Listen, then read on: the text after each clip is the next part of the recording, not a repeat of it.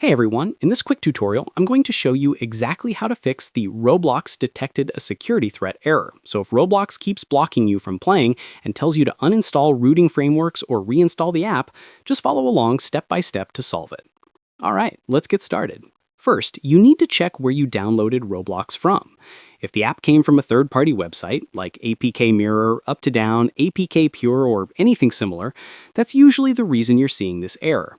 Roblox only works properly when installed from the official Play Store or Apple App Store.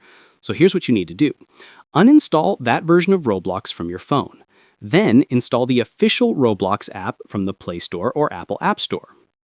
Also make sure the app is fully up to date. Open your Play Store or App Store, search for Roblox. If you see an Update button instead of Install, tap it to make sure you're running the latest version. Staying updated is important to avoid this error. Next, make sure you're not using any modded or modified version of Roblox. If your app is modded in any way, Roblox's security system will block it instantly, so delete any modded Roblox APKs and stick to the official version only. Now let's talk about device rooting.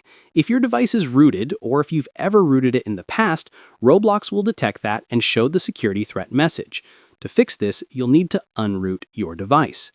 Once you do that, go ahead and remove any remaining root-related apps like Root Checker, King Root, iRoot, or Root File Managers.